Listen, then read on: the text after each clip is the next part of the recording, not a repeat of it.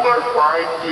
2024 na kung saan sa ngayon ay ganap na po na super typhoon ang dating bagyong si Enteng at taglay na niya ngayon ang lakas ng hangin na umaabot po sa 185 kilometers per hour habang nagbabanta na po ng mga landfall hanggang bukas na gabi yan po sa may southern part ng China bilang super typhoon. Pero kahit na malayo na po ang bagyo ay patuloy pa rin itong hinahatak at pinapalakas ang habagat na siya naman pong dahilan ng mga pag-uulan na nararanasan lalo na po dyan sa malaking bahagi ng Central Luzon,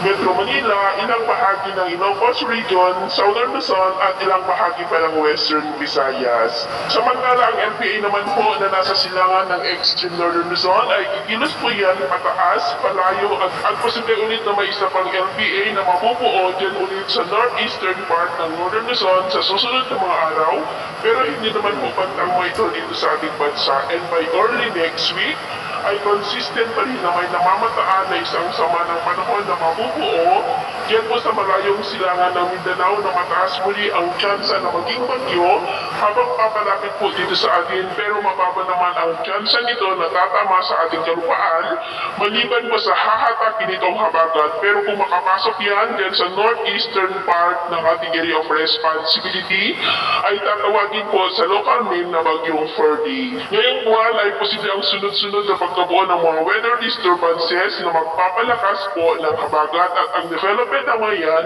ang ating babantayan kung matutuloy po o hindi. At ito nga pinapakita ng forecast model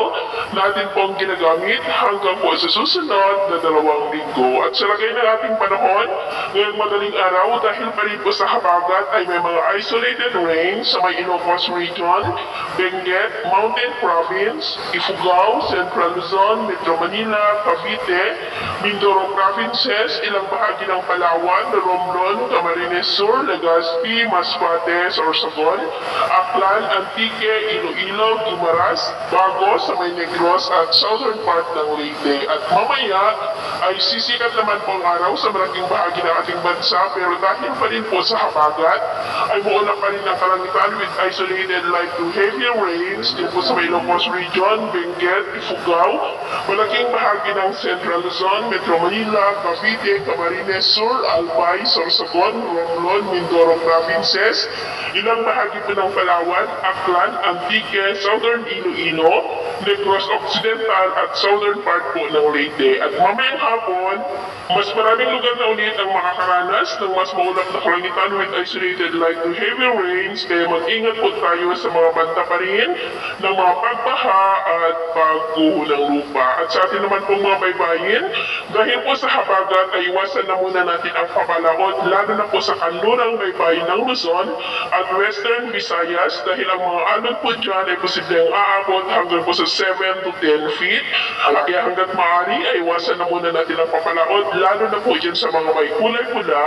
para po mas makaiwas sa mga sakon